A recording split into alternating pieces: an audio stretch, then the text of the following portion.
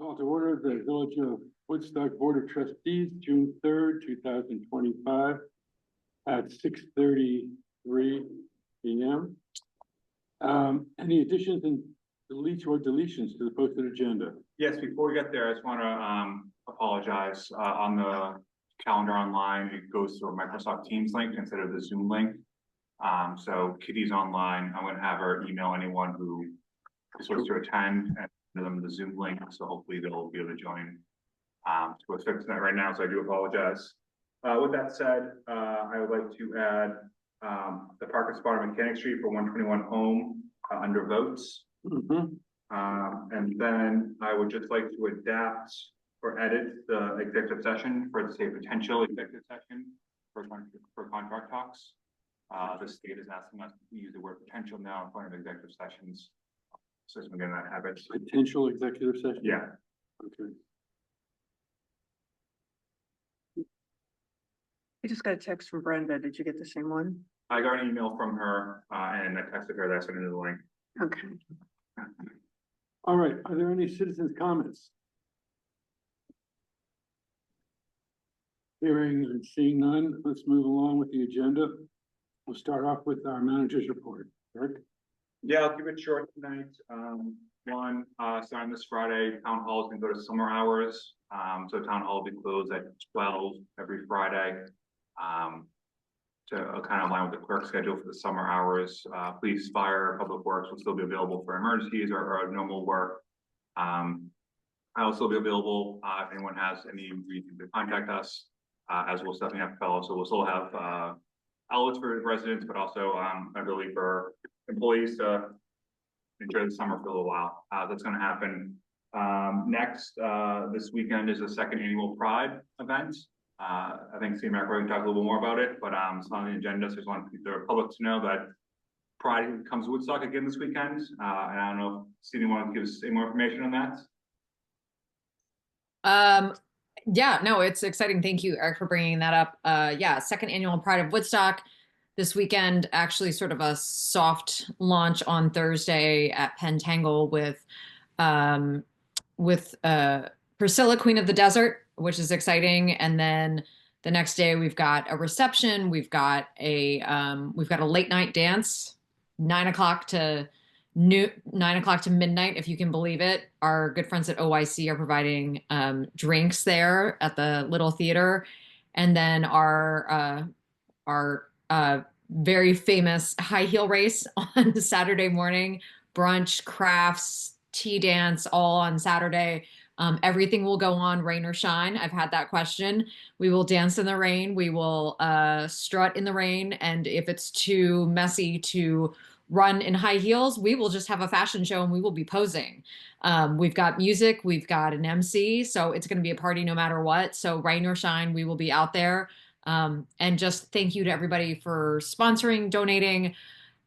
Please take a look around town. There are some great display windows. If you go by Woody's, they have a beautiful display going on, lots of rainbow pride flags going out. So yeah, we're very excited to hope that the weather holds, but no matter what, we'll have a good time. So everybody please come out.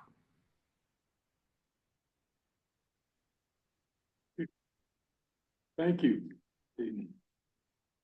So the high heel race with umbrellas? I mean, you could have umbrellas or not. We will have our red carpet out, so all of our runners can walk and strut and do whatever else. We are adaptable around here, so the party will not stop just because of rain. Our good friends up at Essex held their pride through the deluge that happened on Saturday. So if they can do it, we can do it too. We're here to have a good time. Sure, I'm sure that's great. I've also heard that they're changing the name of the week. It's no longer Saturday, it is rain day. Don't say that out loud. Don't say that out loud.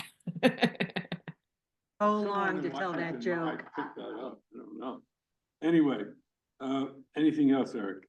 No, that's all I have. Oh, I just wanted to add Danforth's Pewter reopens Friday. So we'll be here for Pride Week. So we're back, economic development, Gil Ho. So we are back. Come visit us, please. Glad to have you. This is where I review the conflict of interest policy. Yes, I know. That was personal. I guess I had to go on the other side. Sorry, everyone. Sue me. Um, Financial report. So trustees got their financial reports. Yeah. So a few things to point out. I want to thank Jeffrey for calling me earlier today. So if you look at parking meter revenue and credit card revenue, that's 24062 and then 24069. Those are good all the way through January. We're still reconning February, March, and April. What's the number of that one? So it's 24062 and then 24069. So we are a little behind, so you probably add somewhere between $20,000 to $30,000 more parking revenue to those numbers. And then expenses, 90% of the way through the year, 91% of the way through the year, we're at 90% of expenses, so we're kind of right on track to end with a small surplus before we make any last minute adjustments. Great. Any questions? Parking meters are a little lower this month. Was that May's? Probably just the rain. Yeah, I think Chris O'Keefe can speak to that one. Yeah, He's coming up. okay. That was All the- right, well, thank you. So no other questions for that. So let's move on to the police report. We have interim chief O'Keefe here with us. Chris. Yes. Doing well, we're moving along, it's event season, Do we need to had- move up? Yeah, Chris, you mind if you just come to the table? Sorry, thank you. Just so the microphone can pick you up. I can. Is that good? Yeah, it should be. It's event season for us, so we just had Covered Bridges Half Marathon, which was successful for us. We provided barricade and security for that. We have Pride on Saturday and alumni parade the following weekend after that. Aside from that, the shifts are filled and we're moving along. So one question. Yeah. I asked Eric about this, and that is, moving violations are down so severely. Okay. And is there a plan to, Yeah, well, I think once we get back up to full strength, we'll where be are able we to do more. strength? But We're still I'm one person. technically down a down position. one position. Yeah. I'll say one position that's not currently filled. The way I would like to describe it, yeah. Right. Okay. So, if you look at the numbers, the last couple of years, it's fairly consistent, but definitely room for improvement for sure. Yeah, either that or we need to change our expectation. What we think we're gonna bring in. All right. Yeah, thank you. Any questions? Chris? No, I just noticed the kiosks were lower, but I assume it's the weather. But I figured. Okay. I just had one question, just because I noticed and had asked Chris about the click it or ticket day. How did that go? That was fine. There was a Randolph officer that came and assisted with traffic that day, made several motor vehicle stops. It was a successful campaign. Thank you. Okay. Do you want an update on the vehicle? Yeah, so good question. We did to successfully have Ford Motor Company buy back a cruiser that was returned to them via lemon law under Vermont's lemon law. So they actually paid back the entire purchase amount that we originally paid for the vehicle, the loan amount. So we'll be shopping here for a new cruiser here very soon. Oh, that's good. Great. Yeah, Yeah. Yeah. Really. What about the extras that came with it? that'll all be covered under it. Perfect. Yeah, so some of it will be salvageable, and then the amount that that they're covered, that Ford is covering, will cover the rest. Great. Do you have anything picked out or thoughts? picked out, it's probably minimum. It's really whatever's on the lot. I don't have the luxury of time to wait. Right. So, as far as color scheme, things like that, it's looking like it's probably gonna be in the 2025 Ford Black Explorer. Okay. Great. Whatever you can find. All right. Thank you, Chris. You're welcome. Thank you. Yes, thank you. Thank you, Chris. All right, moving along, we have an application for the sidewalk sale, to move the date of the sidewalk sale. Pat, would you come up, please? Yes, you would approve the sidewalk sale for August 15th and 16th. And I've had a request from a merchant to approve that we change the date to August 22nd and 23rd.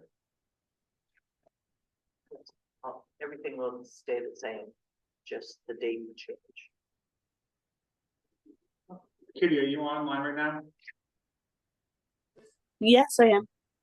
Anything planned for that weekend currently, current wise?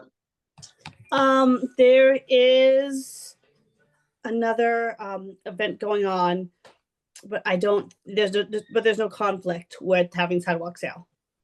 The puppies and pooches. Yeah, thank you, Beth. I was trying to pull up my calendar up as fast as I could, but yes, it's the puppies and pooches. Okay. Thank Is you, that why Kitty. y'all? Okay, all right, so, any questions for Beth on this? All No. right, I just- so, One quick question. you have a question, Steve, go ahead. Oh, yeah. Do you guys want to move it because you're trying to be part of Puppies and Pooches or just capitalize on that crowd? Is that the idea? No, it was definitely a couple merchants who might not be available the weekend before. Oh, okay. That makes sense. Okay, thank you. Okay. All right, well, I entertain a motion to approve the date change with everything else, staying the same. I second. No, Oh, I agree. I Yeah. don't know. Do you move? I move. For a second. Second. Okay, all those in favor, say aye. I, Aye. Bye. Thank you, motion approved. All right, next up is, permit for banner on the green for Glad Rags. And Molly Hutchins. Hi, Molly. Yeah. So tell us about, We What? have Glad Rag sales twice a year. We have one in the spring and one in the fall.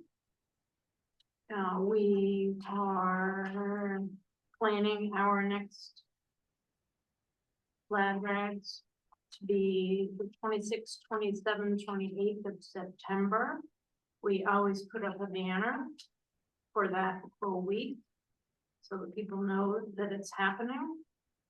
Our spring event was better than we expected. We made almost $20,000 over a 3-day period, let alone all the work that goes into making it happen. The people who drop off items, we sort them, we price them, we box them, and then we move them to the building next door. And then we distribute the money within a month to 5 or 6 different nonprofits that we work with. just a question. How many years has Glad Rags been going?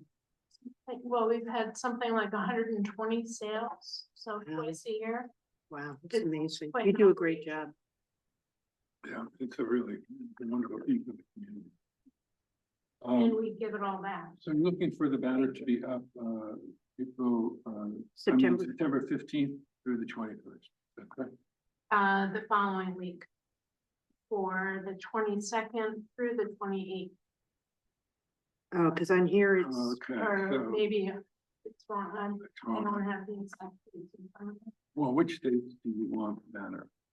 Whatever it was that I wrote down. Okay, that'd be the 15th through the 21st, so the week preceding. The week preceding. and then the sales, the 19th, the 20th, and the 21st. Correct. Well, according to this, that's what it says, yeah. Okay, and we have no conflict for that time period, right, Kitty?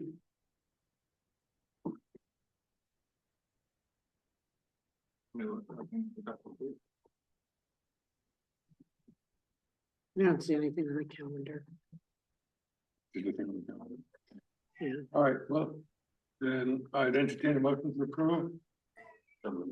No, so moved. Is there a second? Second, All those in favor say aye. aye.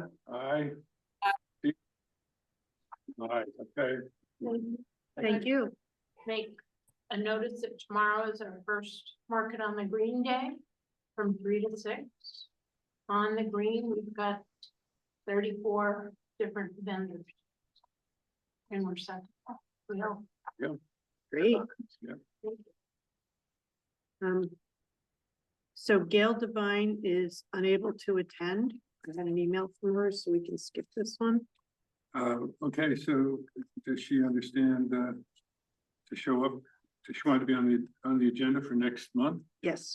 Okay, so Kitty put that on the agenda for next month? I will. Thank you. Yep. All right, so that's next up would be the Ottaquiche Health Foundation. Hi. My name is Lana Roos. I'm a volunteer with OHF. Many thanks to Molly and her crew because we benefited from their flat rag at the food shelf. Thank you. We kick off our annual appeal in October, November, and we thought it'd be good to get our name out there on the town green. So we were hoping to put up the banner. Still working on our slogan. Yeah, it's early September, I believe this 8th through the, or 9th through the. 8 through 15. 8th through 8th. 15th is the Thank you. request. Yes, Okay. And keep in mind that that banner in general is most effective when you don't have too many words. yes. Try to say. I know I drive through and how much can you read? Right? Yeah, so just keep that in mind.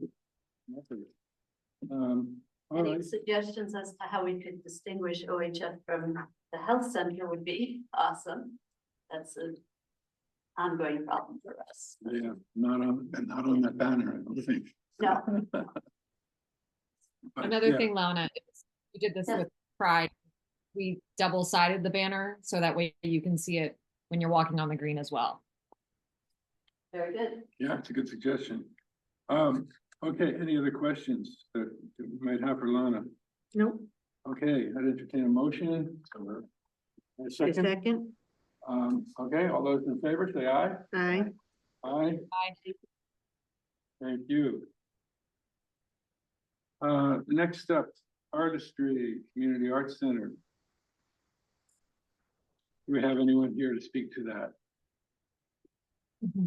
Yes. On the Zoom call. Oh, okay, there you are. All right, so we've already had one person question. Is that really a thing? Good, but I'm familiar with the play. The name of the show. Oh, it's called Urine Town.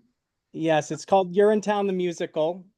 It's gonna kick off our season next year, which will be the 9th season at the Grange. And we've shifted to create seasons where we kind of follow a theme. And so next year's theme is kind of building momentum in our communities. And so the show is a Tony Award winner. It's won 3 Tony Awards and 2 Drama Desk Awards. It's pretty well known, but it's about environmentalism and kind of standing up to corporations and kind of developing autonomy as communities. Great. Yeah, the Grange Theater is a real boon. It really is. So September 29th to October 4th, is that correct? That's when you want the. I believe so, yes. Okay. I'd entertain a motion to allow that banner. So. Second. Second, anything else? Any other questions? If not, all those in favor? Aye. Aye.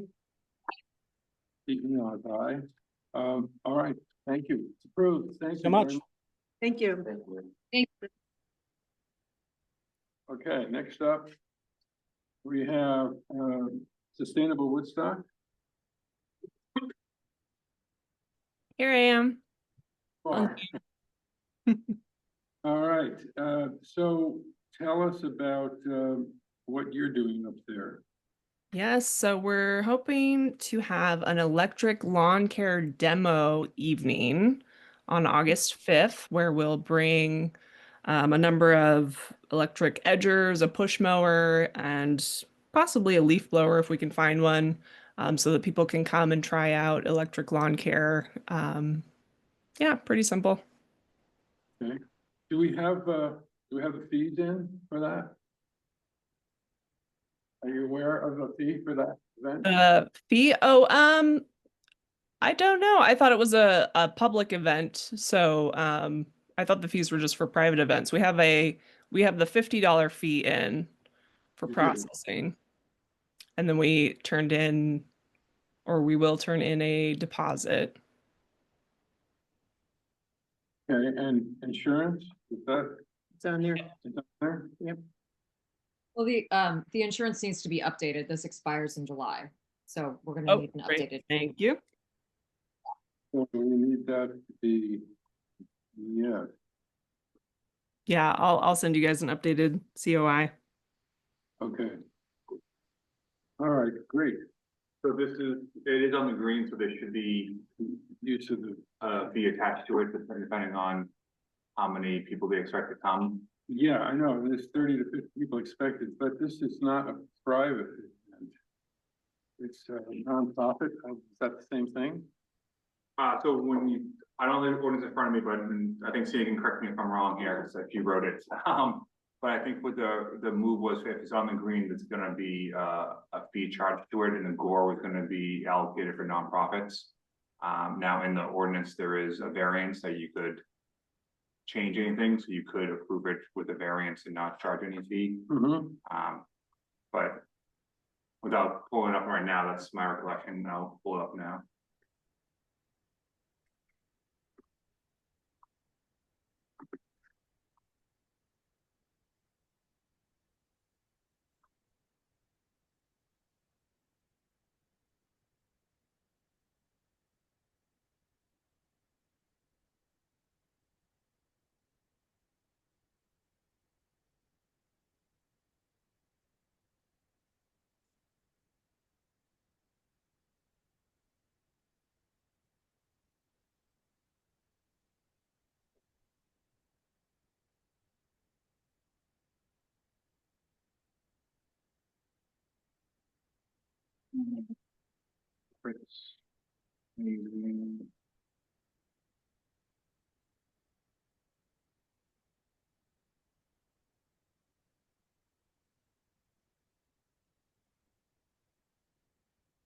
People being directed to, the people who are providing the lawn care equipment are representing certain companies locally, or, No, so it's volunteers who are just bringing their own equipment that they own. So it's like neighbors sharing with neighbors.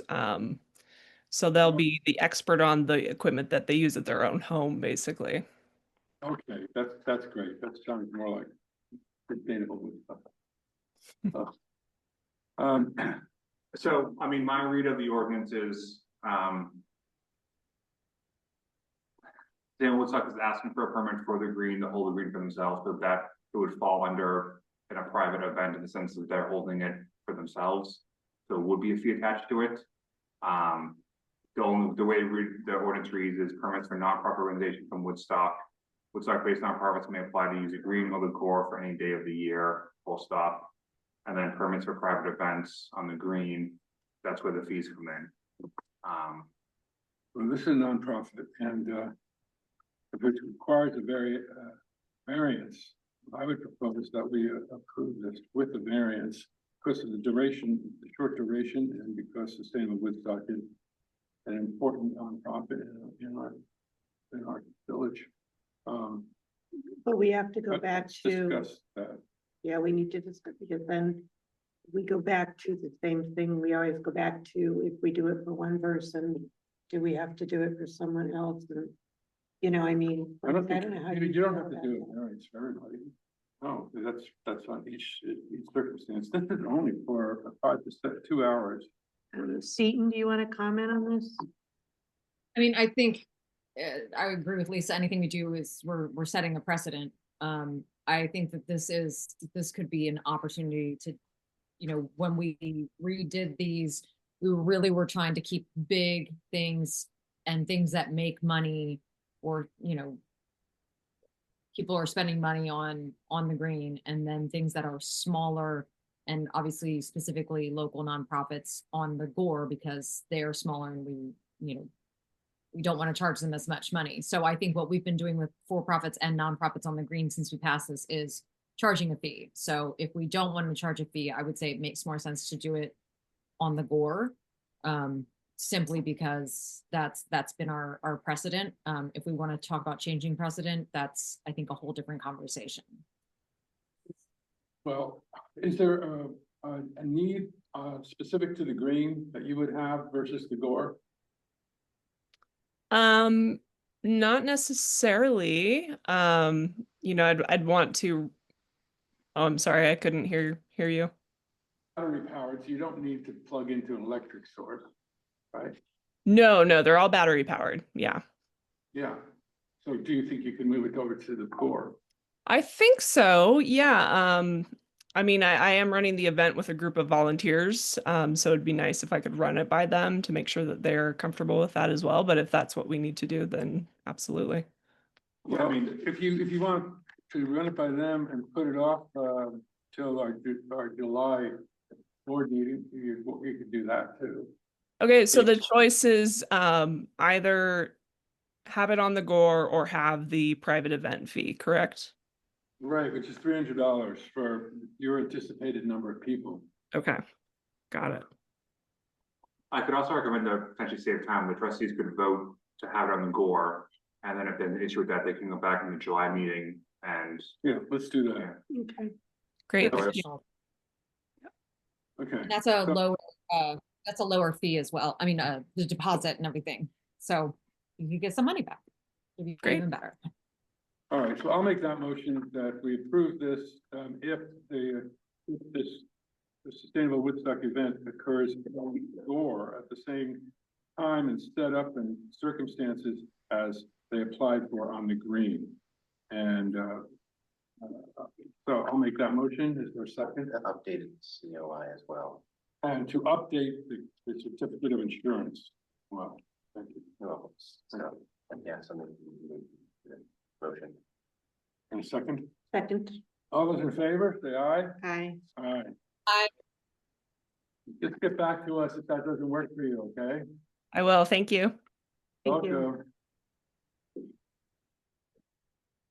Okay, next we have Alex. Alex from the Village Butcher.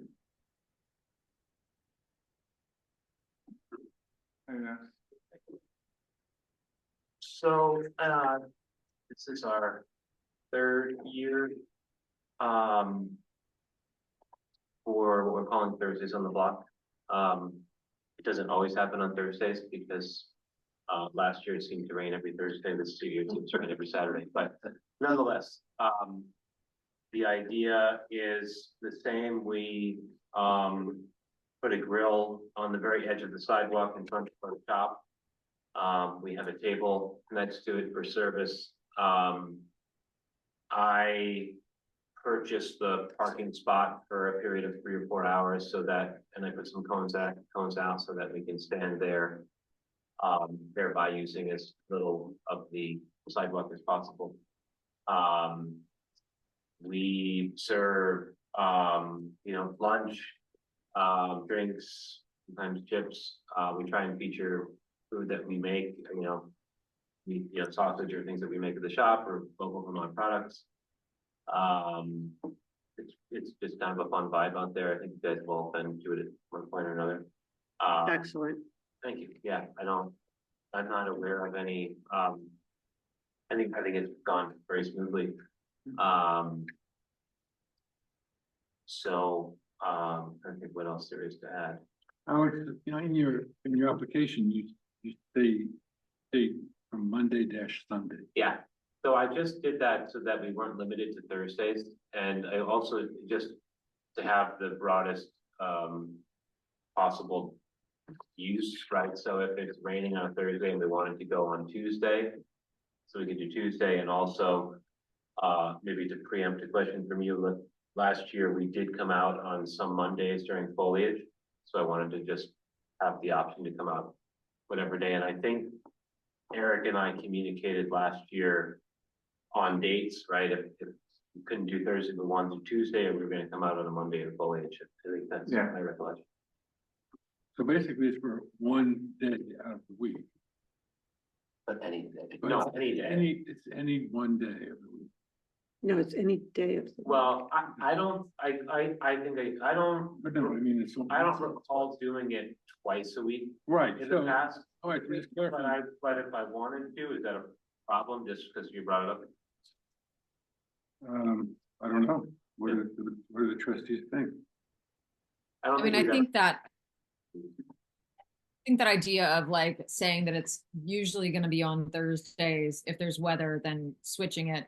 But also I really, obviously, we desperately want food and need food on Monday. And I really appreciate that you are willing to come out on Mondays when you're able. So, I would say, if we wanted to add it into the motion, like up to 2 days a week, so that everybody knows that it's possible. You'll be there 2 days a week if you can. If you can't, that's perfectly understandable. But I really do appreciate that you show up on Mondays. That's super helpful. And, it smells really good when I'm walking through the village. So that's good too. Oh, so they increase your bandwidth of food you can make that day because you're grilling, you're not just doing sandwiches? Okay, that's fine. Yeah, no, it's definitely a good thing Really is. for the village and the. Yeah. And it's unique Kind of to fun. you. Cool. All right, so I like Deaton's idea, so shall we add that to it, and for up to 2 days, any 2 days of the week? And entertain a motion with that one change. I need to pay the application fee. Oh, you haven't paid yet, I have not. You can just give it with Eric. Yeah, right? Yeah, there you go. not in your hand. Make it out to, blank check. You can make it out to, Okay, go 3 days a week. make it out to Pride of Woodstock. yeah, Eaton wants Pride of Woodstock, please. All right, pending receipt of the fee. Is there a pen laying around? For me? I don't have, yeah. Yes. And it's $25 for the town of Woodstock? Is that right? Yeah. I Yes. think it's Yes. 25. 25. And your insurance is in, right? Yes. Yeah, thank you. Yeah. Represent. So with the addition of it being up to 2 days in a week and the fee is paid, in a motion? So moved. Is there a second? Second, All those in favor, say aye. aye. Aye. Aye. Thank you. Thank you. Thank you. Thank you. Thank you. Good. Next up is 121 home. There's 121 home. Yeah. So is Tara with us? I don't believe she is now. Okay, so 121 home, when they opened up, they were having some very large furniture in there, and we agreed to they increased their door space to accommodate that, and we agreed to lease them a parking space so that they could use that for delivery. They currently are paying in the past year, $1,500 for that space. We are anticipating fee structure going up. And so I would propose that for the coming year, the fee for that space belonging to that store for it's always open to review for the next year, for the following year to be $2,000. Thoughts from other trustees on this? Well, we are raising rates, in our ordinance draft. We have discussed that. So it's very reasonable within the recommendations for raising, discussing for other parking lots and stuff like that. So I feel that's a very reasonable fee, considering that it is a, 24-hour a day, 7-day a week, 365 days a year permit. Nobody else can use the spot, so I think it's reasonable fee. And is What this is it? at least for 1 year or more than 1 year? Here, What'd you say? 1 year to be, can be reviewed each year. What's a current permit fee for a spot on Mechanic Streets? Michelle, You mean Meaning, in special law? Yeah, So it's 140 per quarter. 560 a year. but we're raising it. That's going up. Recommendation is to raise it. no, I'm just curious in case, or if we're gonna increase the fee for 121, but for some reason the ordinance doesn't pass, so I just want to make sure that fee would still be in line with what we currently charge. Yeah. Yes, still, it's still less than if someone was at a parking meter there Okay, perfect. all the time. How much is it per year for people who rent the spaces in Mechanic Street? What? I think we're gonna, it's less than that, but it's a different situation. Michelle knows. 560. 560 a year for Mechanic Street. But you have to remember that's 5 days a week, 8 till 6, 10 till 6. 8 to 6, so it's a smaller amount of time.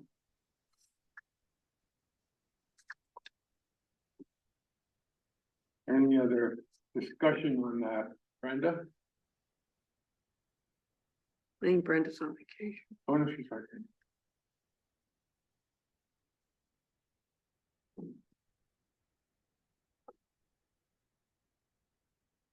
All right, well, in that case, I'll make the motion. All those in favor of, raising the fee for the coming year for 121 Home to maintain that space as previously agreed. The new fee would be $2,000. Is there a second? Second. I second. Okay. All those in favor say aye. Aye. Aye, aye. Aye. Brenda? Aye. It's unanimous, okay. Thank you, that answers that one. Let's move on to the next vote. Is there any other vote? No, we're down to discussions. First one up is Zach's Place second accessible parking spot. Is there anyone from Zach's? Pending. No. I know that Brendan, I don't know if the rest of the trustees have gone over and looked things over. Brendan, I have. and Lisa did. And Chris did. We looked over and what we discovered is that they do have a parking lot up above, which could hold more cars than they're currently using it for. If they park it differently. We measured out at least 8 cars up there. And I'm also wondering if they have 2 unloading zones currently, one which has a curb cut and one which doesn't. If they really want to have a handicap parking spot added, I would suggest that they remove one of those unloading zones. Put it there. But I think that they need to weigh in on this. Chris, do you have any comment? I don't have too strong feelings towards it. I just know that there was, speaking to the manager there, getting her first name at the moment, but, there was, she stressed that there was a need for more handicap parking there.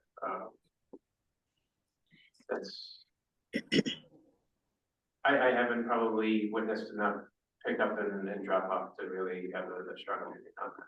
Yeah. I mean, you have the way the regulations are written by the state and the federal government. You can't drop a attendee, a participant at Zax and go park a car if you have a handicap. Yeah. So you have to be next to that child the whole time, and if they're in a wheelchair, you can't take them out of the wheelchair and drop them off at Zax. It's against the law. They could lose their jobs. So I see the need for the additional space, maybe even 2 additional space. One of the parking ones, loading and unloading, going to a handicapped, then a second handicapped. And the reason why I'm saying this is these kids they can't, there's no way that a lot of these kids in wheelchairs who go there, can park 6, 7 spots away. And now that the protests are going on there's a lot of space being used. So they park up on the hill and walk there. Well, then you want to take into consideration, bad weather as well. So I mean, Can it's more- can I chime in on what I've witnessed? Go ahead, Brenda. So what I've witnessed over the years is there used to be a parking spot, a handicap parking spot across from the salon. And what would happen is one guy every day would park there, put his handicap sticker in the window, get his customer out of the car, bring them into Zach's place, and the car sat there the entire day. From what I see, I don't believe that most people stay there all day long with their child or their children or the person that they're taking care of. They usually drop them off and they leave. I watch it every single day. I don't believe that we have any need at all for a handicap parking spot unless it's somehow rotated and very carefully watched, because that previously, like I said, every day it was the same person. I now know there are 4 children that go there regularly who are special medical needs in wheelchairs. They go off and on. So those people, we have to accommodate to those people because 2 of them are special, serious medical issues. What are they doing now? They find a parking space if they can along your salon there, but if they can't go.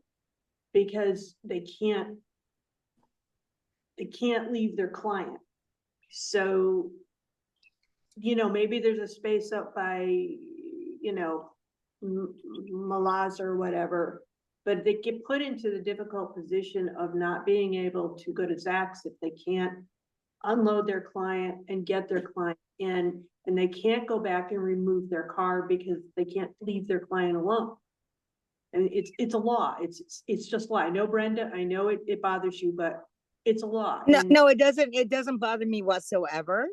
It does not bother me whatsoever. I can just tell you what I've witnessed for 15 years. That's all. Well, what I'd like to see is have Zach's place explain this. Okay. And deal with it with them explaining this, and then we can make a decision after listening to them. Yeah, I agree. Yeah, I agree. So, Do that. Yeah. And I would also like to know how many adults stay with their customers or their clients for the entire duration of time that they're there. Yeah, she could be able to tell us that. well, yeah, that's the kind Right. of question we need them to be. Yeah. Because I see drop off and pick up every day. Eric, could you put them, ask them to? Yeah, absolutely. And put them on the agenda for next month? And I could probably shoot her some questions, just telling her what we need, Yeah. Okay. because I know her. Next up is Halloween discussion. So I've contacted the PTO for both Prosper School and West. And I spoke to Maggie Mills as well, and they're gonna get back to us. I told them that we need help distributing candy. That in fact, we need them to take that over. And that there's discussion as to whether we should be continuing the closing off of High Street and that whole area. And or should we be adding more events such as somewhere on the village green or elsewhere in the village to take away some of the crowd that goes on High Street, that whole area, the way it currently is. So I'm waiting to hear back from them. They haven't gotten back to me yet. but the contact has been made and I will follow through on that. I don't know if there's anything else we want to discuss tonight until they weigh in, because we need help. But we need someone to take it over because we Yeah. can't. Yeah. do it. I would Yeah. say wait to see what they offer. Yeah. Yeah. Okay, so they're aware, and Maggie Mills says she's going to move on it, making sure that they respond, so. That's all I can say on that for tonight, anyway. Next up, unless there's anyone else has a comment to make. Okay, next up is foliage discussion. And what does anyone have in mind for? We asking to start this early rather than later. So I guess one of the questions, how we're gonna do this is, what do we want to do? Cause I can't do again do we wanna have permits for food and you take so many spaces for food on the green and you get like 5 spaces, or what kind of things are we gonna do at this point? I don't know, Seton, you had some comments about it too. About what do we allow on the green? Yeah, I mean, my hope is that by the time we get around to foliage, we'll have 1 or 2 new restaurants opened. I mean, my hope would be, obviously the pizza place will not be open yet. We know that. I think that Ranch Camp and Farmer in the Bell are aiming for early fall. I mean, I can't say that for sure because things happen. So my hope is that maybe we won't need anything, but I think maybe the first thing that we can start on is, I think we've been successful with the nonprofits that have been on the green that we've just sort of waived fees for, and I think those have been the things that are the easiest. So until we get a better sense of exactly what's going to be open for the fall, I think maybe we, especially after the work that you and Kitty put in, come up with a structure that just is focusing on those nonprofits, and saying, here are 3 days a week, 2 or 3 days a week, here are the slots.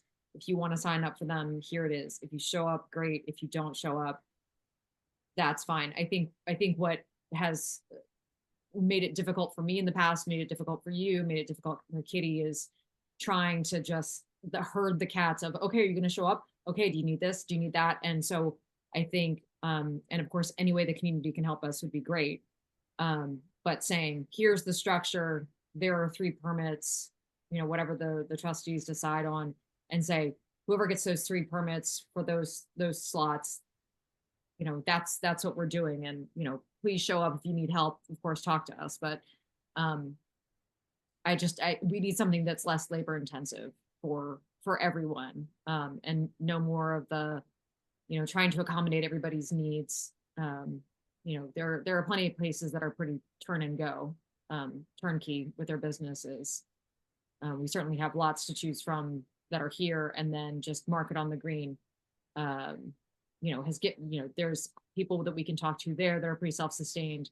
Pride of Woodstock, we've got some people that are pretty self-sustained. So I think I think what I don't want to do is chase people, which is what we've done in previous years. So if you can do it, great. If not, no hard feelings. So I think the easier we can do it, set a structure, go with it, and then just kind of let it play out. Some of those nonprofits are pretty good about just taking care of themselves, like trees and seeds. Mhm. They do a good job and they know how to do that. So if we manage to find 2 or 3 for foliage season nonprofits, I'm in agreement with your approach. And in addition, there may be a truck if that works out. Well, my question is Could you stop there? I'm sorry, Beth, like, from the chamber, my question is the White Cottage truck, will that make? I mean, it seems like that will make a difference.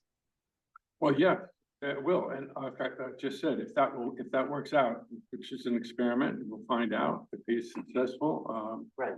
Then that will help, because I don't anticipate any other new food sources being open for this coming foliage season In the village. in the heart of the village. Village, yes. Yeah, Thank you. So yeah, so agree, Seton, we will just continue on that basis for now. And then we'll seek out what we want to do and then firm up the total number of them, but probably 3 would be the max. Mhm. And we do have the list. Kitty's been putting together the food list. So we have a way to work, send messages out to people to ask them. Mhm. So Okay. thank you, I think it's, Kitty. what sort of started last year of, and I think this is obviously a conversation in collaboration with the chamber and the businesses, but having that information ready to go for people to know exactly what's open, when it's open, and not just a QR code, but that's got to go on town hall, or it's got to go on the chamber shack, or it's got to go on the town card, somewhere that is obvious, because QR codes get messy and it's just, and as I texted Eric the other day, the thing that the QR code for the restaurants are sitting in is still, zip tied to a pole, and I gotta rip that off next time I walk by.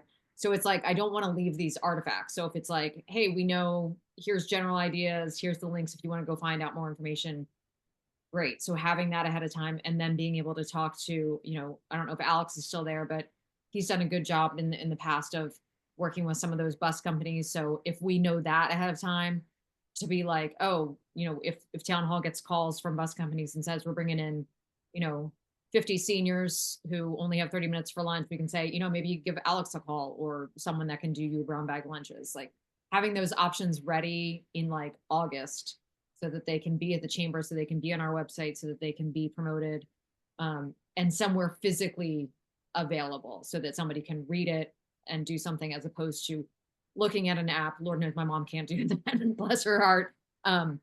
So I think it's more of a coordinated effort from us, and finding out, what are people's plans for the fall, so that we can have that ready to go. Okay. Any other comments? Okay, let's move along then. Let's go on to parking ordinance. Okay. All right. Lisa So- time. What? Lisa. Said it's Lisa time. At Lisa time. Listen, so going over the timeline, which you have in here, and I'm sorry I didn't put in a PowerPoint. I have done research with help from a lot of people, thank you, and written a draft of a parking ordinance, which is what we have here. What I'd like to do is do the approval of the draft ordinance today. And what I'd like is, if I have any typos, if anyone can just send me a quick email on that, or, Jeffrey sent me some. I want to approve the fees today, and then I want to approve the ordinance. And then Eric can get this off to the Vermont League of Cities and Towns before he leaves for Bali, correct? We can do that? Yes. And then how long do you think it'll take to come back? I will ask them. Okay.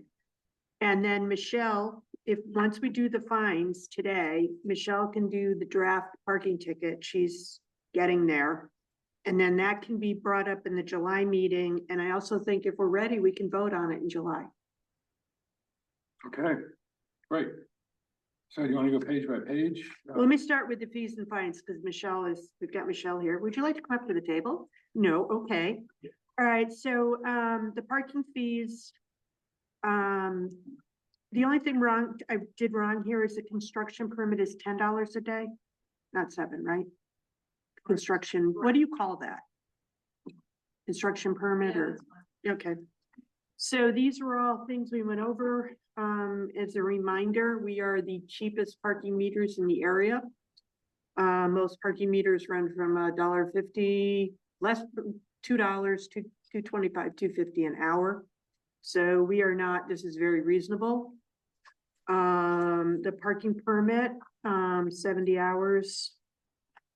The post office stays the same, and then we are raising accordingly also the library and Mechanic Street parking permit, which is, it's raised the same percentage as we're raising the meter parking, and the only thing we're not changing is the Elm Street parking and the post office parking. Okay, any questions from the audience? Will this, excuse me, I'm sorry. Will this be up online so that we can see a draft of Yeah. the ordinance? Yeah, everything, yeah. Once it comes back. Eric, can you put just up on the screen? I mean, we have the advantage of being able to look at them, but that might be helpful for anybody. Hard copy, could you, is it, can you email me one? Kitty, Yeah, mail him one. good. You have it. Do I have, I can email it to you. Eric. Yes. Hang on. You can just share. Give me just 10 seconds to get on the Microsoft and I can do that for you. You want to continue? And Lisa, you think that the construction permit should be 10? Yes, And what is it right now? 10. 10 right now. I mean, we can raise it if you want to. I mean, I thought it was 7, so I had no idea. I don't know why I missed that, but we can raise that as well to 12. Well, I mean, my question with I'm sorry. Go ahead. My construction permit is, are people paying it? Is the first question. Yes, how They many are. people over a course of a month, like 10, 50, yeah. I mean, the people who are working on the big projects in the village are paying it. Okay, and is a construction permit, would that also be, like when you see places getting painted or maintenance of some sort and the maintenance or the painting truck is out front, would that be considered construction because they need to have their tools like nearby as well? Yes. Yes. Okay. Well, what do we think that would be the increase? I mean, we're going from $1 to $1.50 on the parking. We're going up a similar percentage on the library and Mechanic Street parking permit. So I think the construction permit should go up. And I think that probably gets passed on to whoever they're working for. But if you pay your meter for 6 hours a day at $1.50, but of course, the construction permit, they can put a cone and leave and get their space back. So yes, Yeah, it's a little different. it's a little different. I know it is more valuable.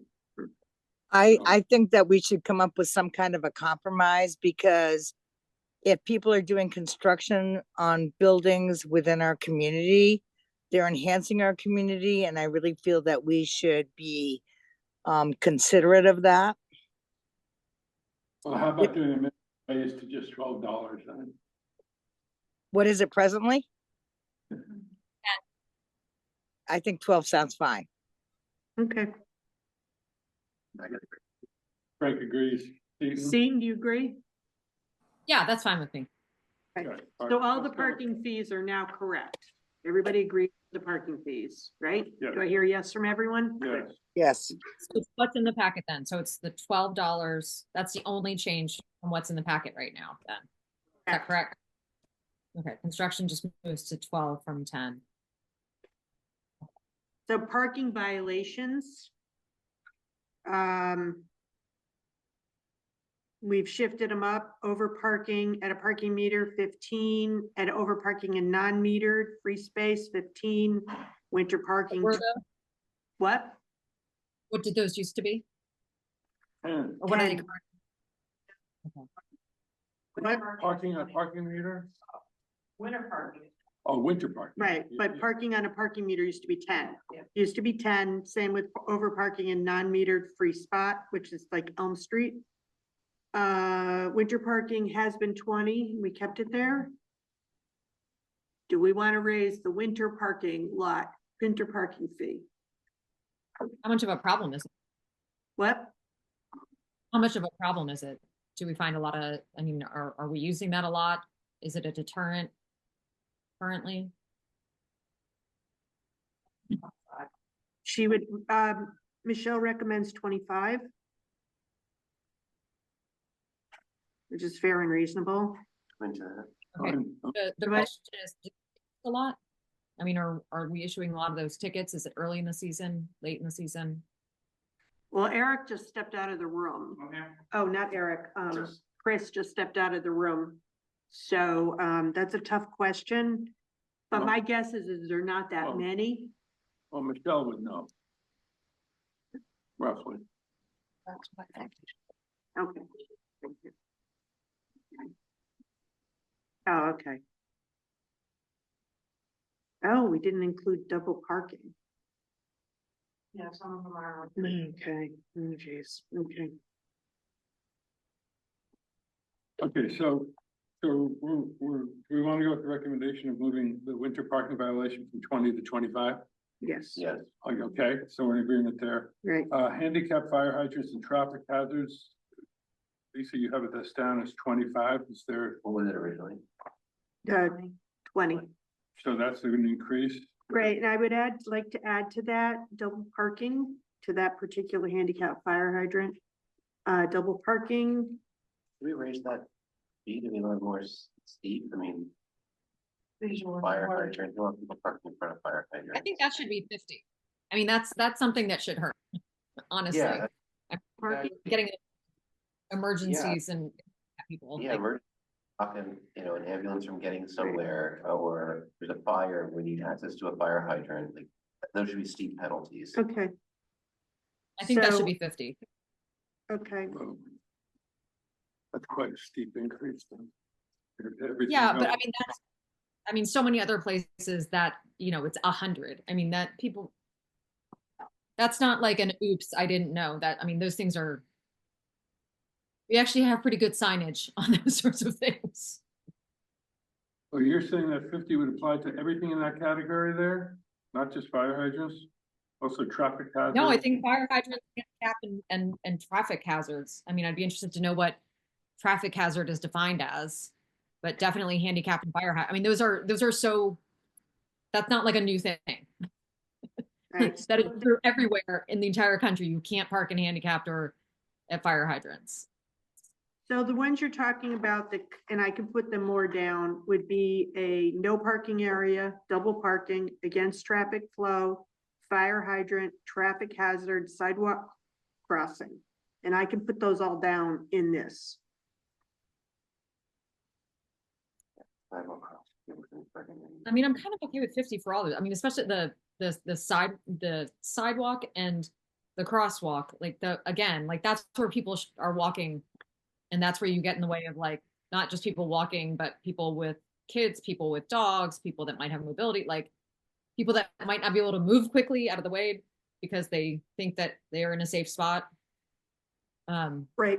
I think, like, I feel like these are all very basic things that just don't do that. Well, I mean, we do have a backup to that because at the bottom, if you read, after $50 of unpaid parking tickets, the police chief will authorize a filing in Vermont traffic court. So there is Yeah, this, I mean, Michelle, do you think you're going to get a lot of grief about this? People are more apt to pay a $25 ticket than a $50 or $100 ticket. Did you hear that, Seton? I understand. I think 50 is fair, but I just don't think, I think we're gonna get an awful lot of grief. Chris, you want to weigh in? I mean, when I look at this and it's 25 for, fire hydrant and handicap, and then $50 for the Mechanic Street and parking and library parking lot, we're charging more to protect people's private parking spots than we are to protect handicapped and fires. Like that's weird. Like we're putting much more value on that, which is not like, there should be a fee, obviously, if somebody's paid for the spot, but like, it's not an emergency situation, right? Chris? I'm okay with the fee portion. My only thought is that the parking attendants put up with a lot of verbal abuse. That's my probably only 2 cents really. If it's 25 or 50, we'll enforce it. I don't have a strong opinion on that part of it. It's our parking staff aren't sworn police officers. They're civilians with limited options to, other than the gift of gab. they don't have a lot of options other than calling us to assist them. That's my only thought is it's putting more pressure on the park. But, yeah, if it's 25 or 50, it's. Well, what if we included that in the signage? So that when somebody parks there, not only do they know that they shouldn't be parking there, but I mean, I guess that would just really be for the handicapped. But to be like, no, this is serious. I mean, we could charge $50 for the handicapped and I don't think anybody would complain. I mean, obviously you just don't park in a handicap parking. I don't even think we have that many people that do that. It's rare. Yeah, but I mean, the fire hydrant is just as important to me. I get it. I mean, I get that, like, honestly, if we keep those where they are, I'd want to drop the Mechanic Street and Library one and Library lot fees down to 25 too. Like, I'm like, it might just be symbolic, but I'd rather protect safety than protect somebody's parking spot.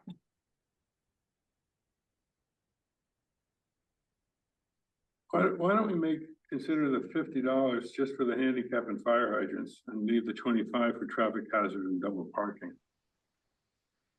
Okay. Those are the I like two, that. because those are the two, as you point out, Stephen, really have to do with people's health and Safety, and maybe crosswalk as well. Parking in a crosswalk. You shouldn't be parking in a crosswalk. no, you shouldn't. I mean, and if it happens, it happens just for periods of time. I've seen it, but because they're running in, no place to park. But depends how tough you want. I like handicap and fire hydrants for 50, and leave the others at 25.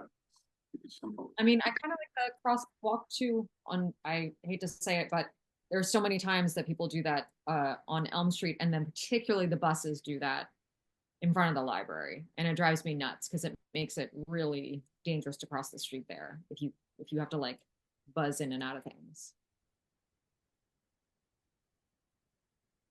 Do we have the appropriate signage for that though, and crosswalks?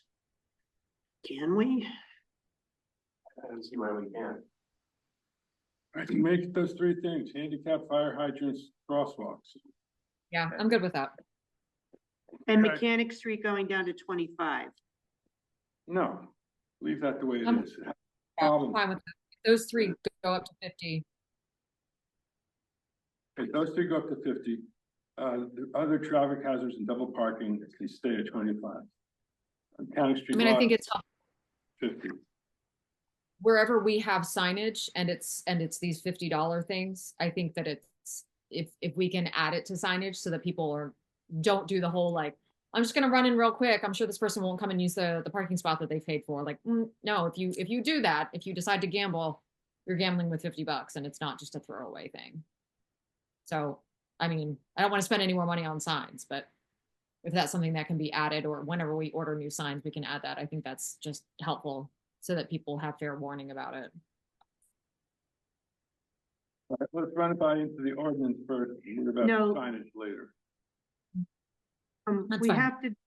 we have questions to be answered, and I, for some reason, cannot find the discussion sheet in my packet.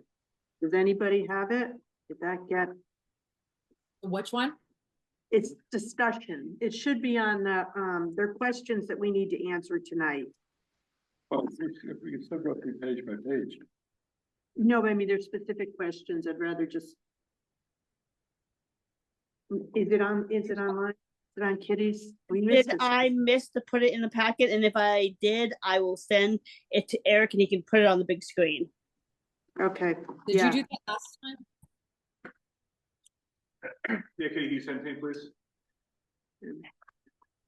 These are just things we need to just go through before we Yes. go through and just get them done. So Lisa, for parking violations, if I work in a handicap space, I get a $50 ticket, is that $50 plus 25 for an administrative fee? So It's only 70. administrative fee if they don't pay it.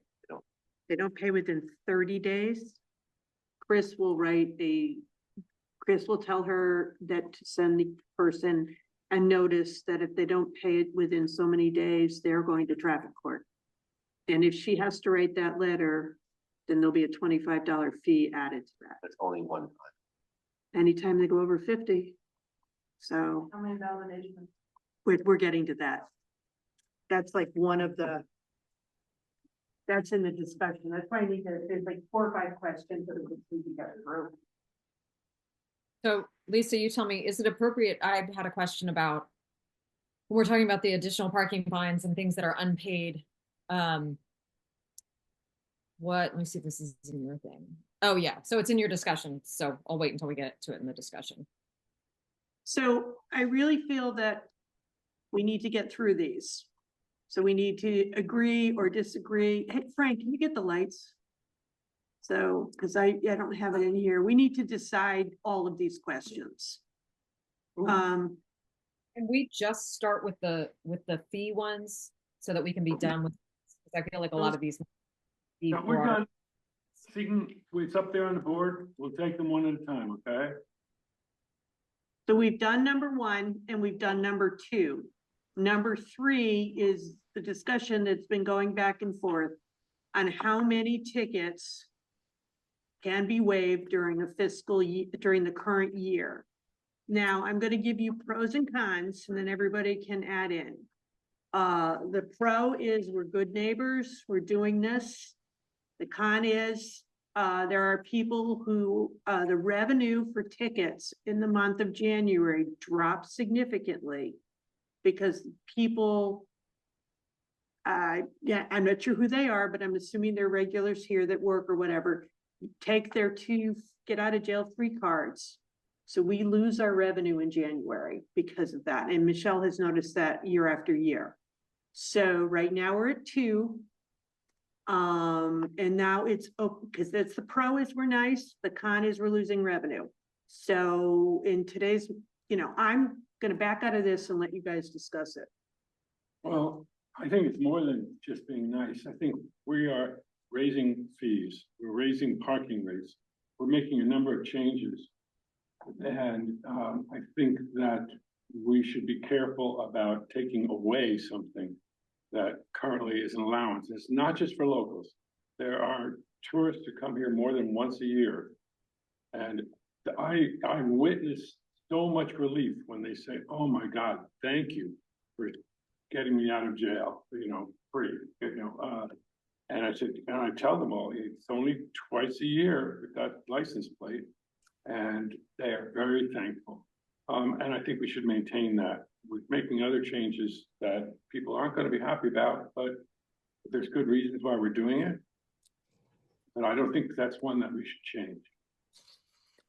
I agree. Brenda I would be agrees. fine. I think my initial thought is I think we should drop it down to once a year, because I think once you get a parking ticket, you become more cautious. And if you don't become more cautious, I can't help you. But a compromise might be 2 for forever for that license plate.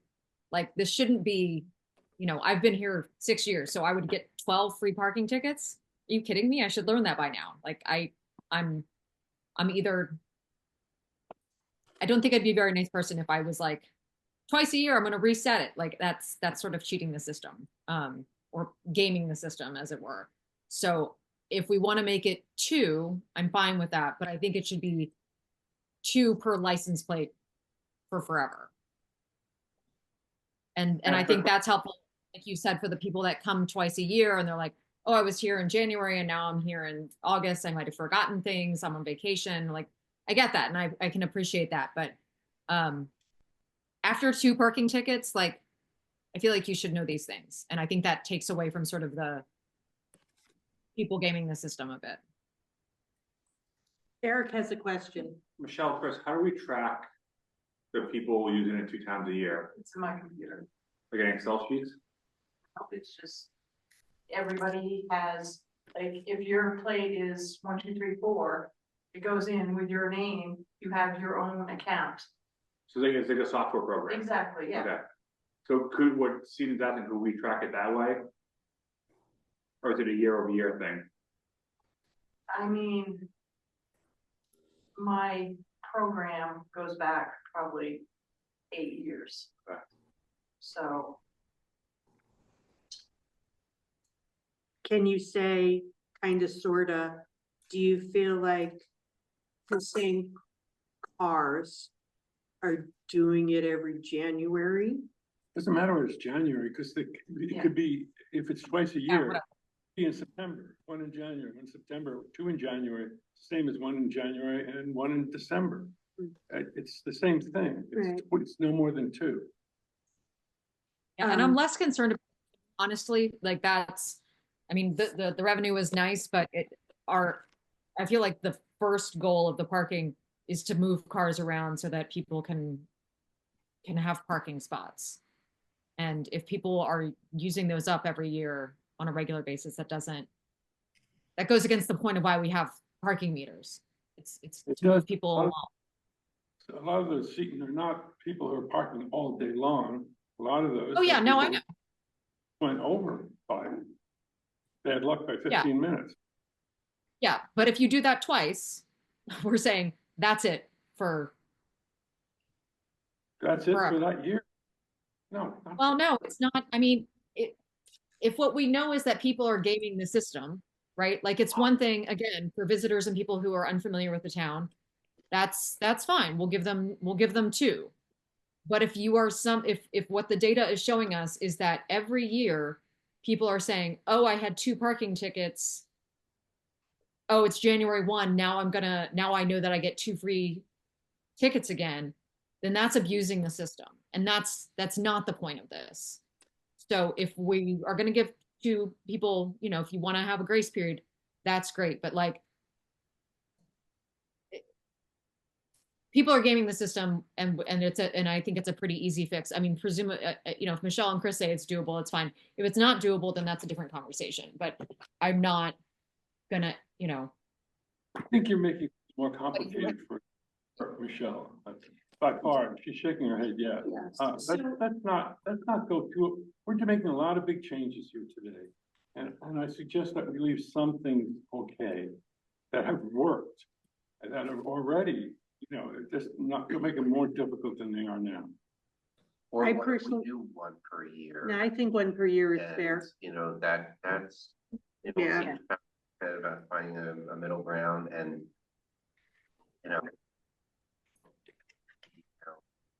do what you're done and like, maybe, I don't know, I don't know, but, one per year is a good, middle ground. Okay. Okay, I disagree, but. I disagree, Brenda disagrees. I really think that we should show a little love. And, like, unfortunately, situations can occur like you go to the bag and you expect it to take 10 minutes and it ends up taking a half an hour and you only put money in for 15 minutes. And then people come out and they're ripped. And then, they come to the salon, they get their hair done. It takes longer than what they anticipate. They get a ticket, now they're upset, and it just leaves a bad taste in their mouth. I think I totally agree with Jeffrey. I think it's a great thing. I mean, obviously, if employees are abusing it, that's one thing.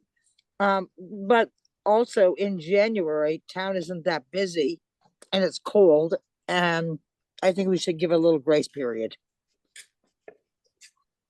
Also raising a lot more money than we've ever raised if we go through with all of the increases in fees and fines.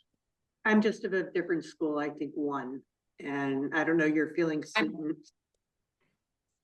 I can compromise on 1 per year. Frank, what do you think? Yeah, I can definitely do that. I think that would be the compromise for us to move this forward. Well, that's not a compromise. That's taking 1 away from what exists now. Well, then what would be a compromise?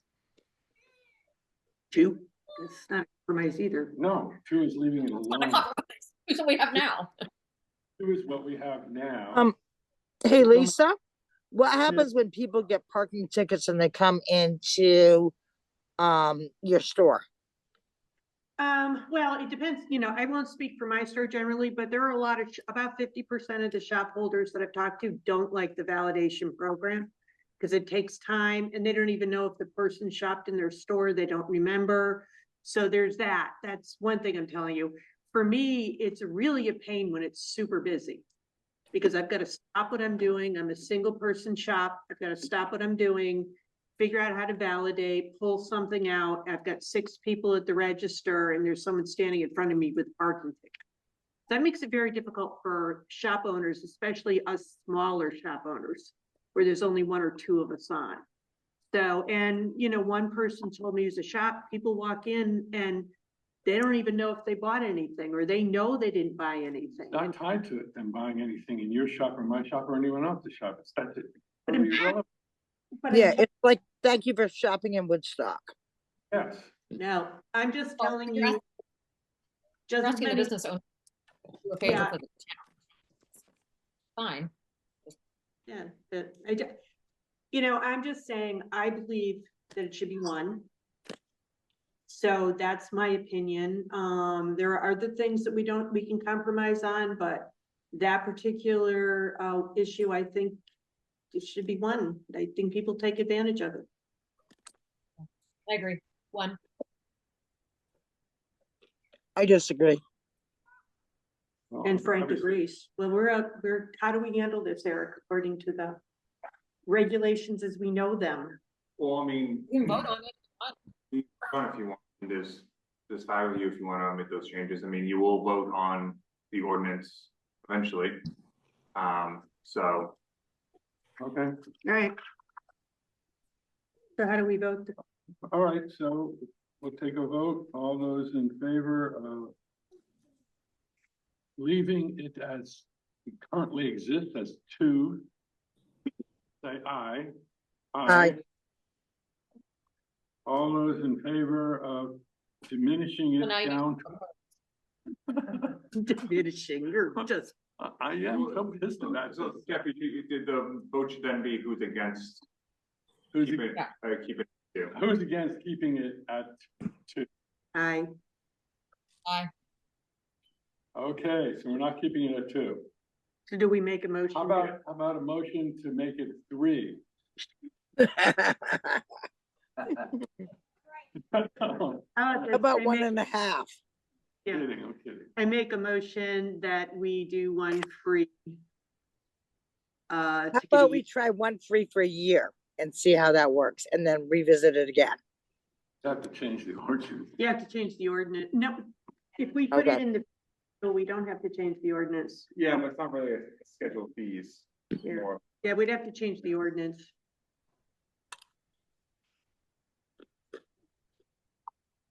Okay, so in favor of having it 1, of it just as 1, that goes into the draft. Let's move along. Okay, the next Okay, one, so- Jeffrey, Are we voting on it or no? Just did. we just did. It's Well, I gonna- mean, it technically wasn't a vote, but Okay. again, you don't have, since the vote will be on the ordinance, as long as you Okay. agree that one's gonna go in the ordinance. The vote Right, will the come vote, to the the vote was to see what's going into the ordinance, Right. the draft ordinance. Okay, so Jeffrey, this is yours, and hopefully you can explain 16 or 18 parking spots is available at Mechanic Street, which currently has 16 spots? Yes, Okay, because as I observe it, and attendants have also told me, there are never 16 taken up by the people who have the permits. It's never completely full. There's room to add 2, whether we get them or not, especially with increasing the fees, that would remain to be seen, but I think we should allow for 18 there. And not have them be specific spots. You are allowed 1 of the 16 spots. I think that's how it should operate. And history has shown that nobody will have a problem with that. If they did, I think that we would allow them out of parking space with their permit on it, but it's never happened. Never have I seen all 16 there. Chris, have you heard anything otherwise? No. It's often far, far less than 16 spaces. I agree. I think you guys want to make sure the language is clear for people who are getting those permits that they're agreeing to have. 18 permits or 16 spots, so in theory, there could be a day where they don't have a spot, even though it may have never happened, they should just be aware of it ahead of time. So need to write that into the ordinance. Or when we, I think it should state that if there is no available space that is properly permitted, that they can park at a metered space in the Mechanic Street lot. It's just never gonna happen, but that give them that out. But what if this went to a 2 hour and they wouldn't get penalized for being a 2 hour for a longer period of time? That would be Well- so bad. So I have to work this into the ordinance itself, right? They can use their parking pass if one of those 16 spots isn't available, they can use their parking pass just to park somewhere else in Mechanic Street, or can they park anywhere? I With don't their- care. You can make it Okay. I anywhere. mean, I think they should be able to park anywhere if one of if there's not a spot open for them. Especially if it's like foliage and all those other spots are full. could, Michelle, you have a comment, please? I would say just Mechanic Street. Okay. I mean, if they're parked, if I get other cars parked on Central Street, a meter person isn't gonna be looking for that, but. Yeah. They are looking in Mechanic Street. Yeah, good point. Why don't we just make it Mechanic Street? We're talking about a very unlikely likelihood, but this gives them the peace of mind to know that they won't get a ticket if they park at a Mechanic Street spot other than in the permitted part. And if we have that problem, it's a good. Yeah, exactly. Yeah, you're right. Okay, and I will put that into I have a Mechanic Street parking permit, so I'll make the change there. Okay. Next. I did not include in this wording, so need feedback. The lot parking was for employees or owners, correct? Correct. Do you want to put that wording in? I didn't know if people wanted to or not. So Lisa, this kind of gets into 6 and 8, which I had asked you about. So I'd kind of like if we kind of like to open the discussion up for that, because when we talked about parking, I can't remember the last one other time we talked about it. We did hear from people who live in, some of them are in apartments in the village center. And I don't know if maybe there's some people who just don't have their own parking for whatever reason, but when it gets into the winter and there's nowhere to park overnight or for days in a row, those people, I'm not sure what they do. But I wanted to open up the discussion of whether it's Mechanic Street or I'm not sure what else. Like, we need to have people, if one of the things that we want to do is we want more people to be living in Woodstock, less cars, which is what we did with the zoning, where we knocked it down from 2 cars have to be available to 1. Then I think it makes sense that we have to then provide opportunities for people to park. So I would like to be able to open up Mechanic Street and the library to people who can tell us that they are in a certain radius that do not have designated parking or an opportunity for designated parking. You mean resident? Yeah, residents. So if it's, and you need to be able to say, you know, I live, I don't know, I'm making this up, but over 121 home and there's no parking spot. Because you could say, oh, well, the landlord could get it, but what if they don't? So I'd want to open that up to people who can also prove that they are in one of those apartments, or I don't know if there's homes that don't have designated parking. But it makes it impossible to live downtown, like in the village, if you don't have a driveway. So I'd like to open it up. Are you talking about overnight parking? Yeah, yeah. And unless there's some other place where people can park overnight during the winter, which I'm not aware of other places. If there are, then that would be great. Mechanic Street on one half of the Mechanic Street parking lot. Right, but they have to be out at a certain time, 10 a.m. Yeah, for plowing. The History Center has been renting out overnight spots, which they've been very successful doing, to accommodate those people that you're talking about. I do feel that there's more, opportunities that we should put out there for people, because I think there's going to be more and more people living downtown without a parking spot. So I think it's a great idea.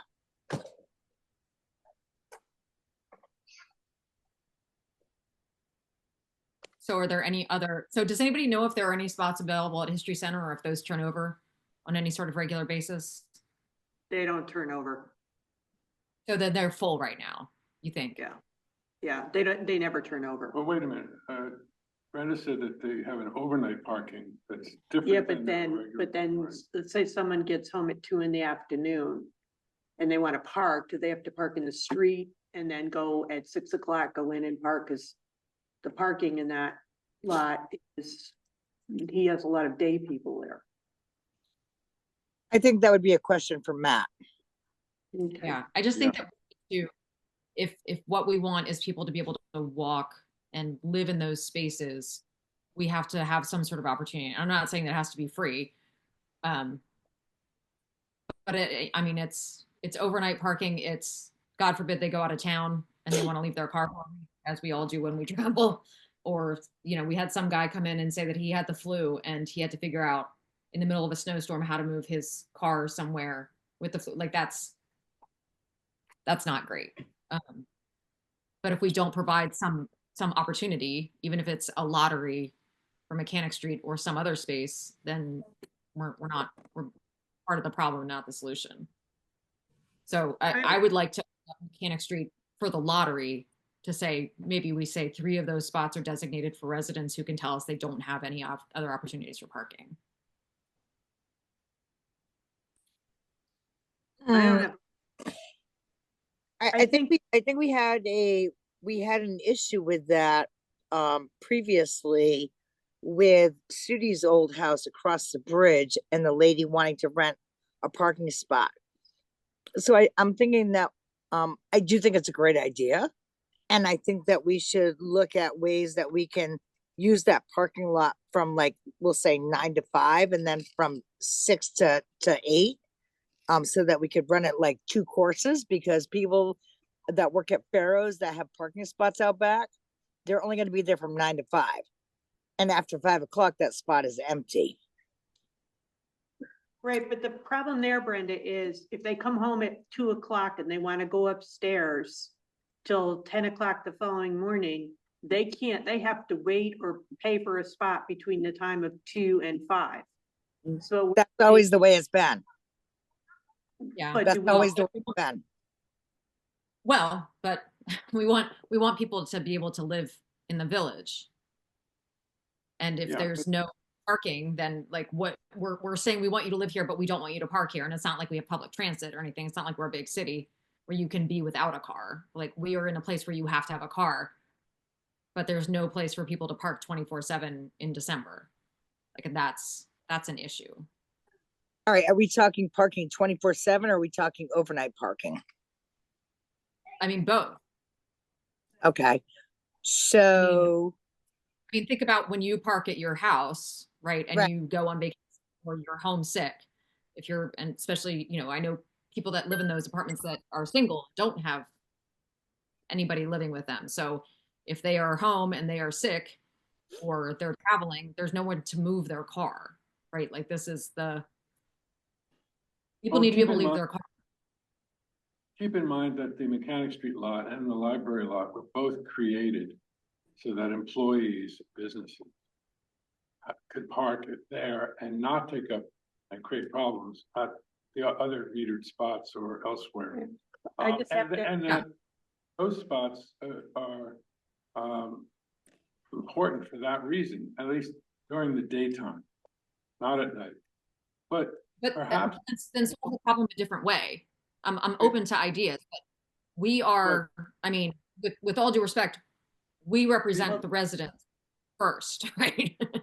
So we have to include them in the equation. They don't have to come ahead, but they have to be part of the equation. So if we have limited spots, then they need to be part of that conversation. And I think it can be a mix of, you say this many are available for residents who have no other parking options, and for, you know, businesses or employees.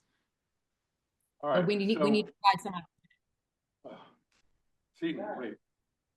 So what if we take the 2 that we seem to be in agreement on and make them available to residents instead of businesses, because the businesses are taking up those spaces, at least they're paying for them for employees during the daytime.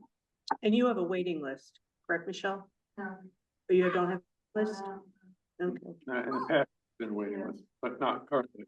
But why don't we make the 2 that we want to expand to, or even 3? Like room for 3, but, I could do that. to, I think to, that's to a do good, that for residents. yeah. Okay, I think that Brenda? we need to have a further conversation about this and weigh out all the pros and cons. Because I think that, if we're talking about overnight parking, the problem really only exists during the winter time. It doesn't exist during the summer. Well, it exists anytime you don't want to move your car. I mean, it exists whenever you are traveling or you're walking around town and you don't need to use your car, right? Like what you're doing is you're telling somebody that doesn't have a driveway, you have, we're not providing you the opportunities, right? Like I think if what we want to do is be helpful to people who live here and we want to make it more appealing to live in a place where you can walk, but where we don't have public transportation, then we have to, provide some opportunities, not a ton, but going from 0 to something is better. And if it's parking spots that, if we are creating with Jeffrey's idea, if we were sort of essentially creating 2 parking spots, then I think not taking anything away from employee parking, we are just adding 2 more spots and and they'll move around and that's fine. I still think we should have a further discussion about it. I think that we should really come up with like a plan on going forward, how we're going to deal with, all day parking or people that are renting spaces, because hopefully going forward, from what I gather is if someone buys the old Bentley's location, that location is then going to have, from what I've gathered, they're going to have apartments upstairs. So I think it needs to be like a bigger discussion and a bigger plan as to how we're going to go about dealing with all that. Well, you have Yeah, to remember, if we have that discussion, we can't move forward with the ordinance. So what we could do, Brenda, is I think you're absolutely right. I think that can be dealt with separately from approving the draft ordinance tonight. And that just for now, the only change here would be to those 2 additional spaces to make them available first to residents. But then you're right, that doesn't solve the big problem. And that's something we're gonna have to tackle beyond this ordinance.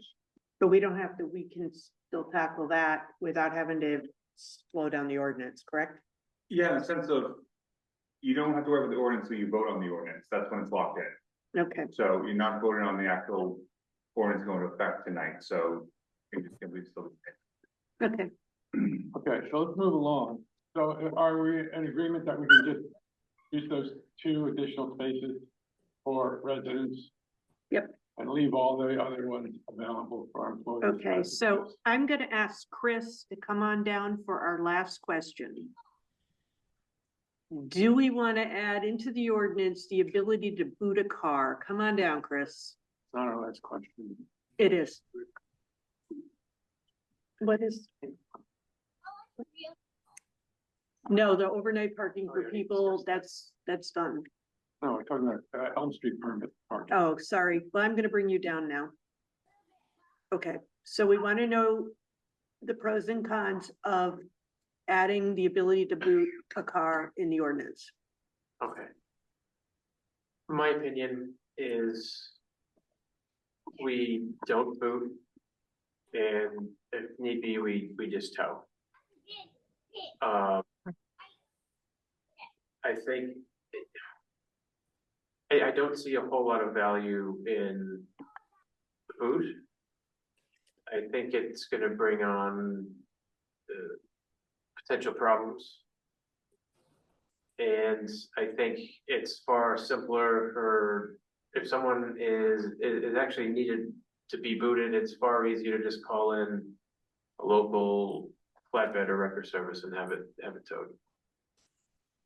Like somebody who's extremely in arrears, or isn't point where that. Well, there is a point too where, I mean, they get the ticket, right? If they have more than $50 worth of parking fines, they're gonna get a state violation anyway.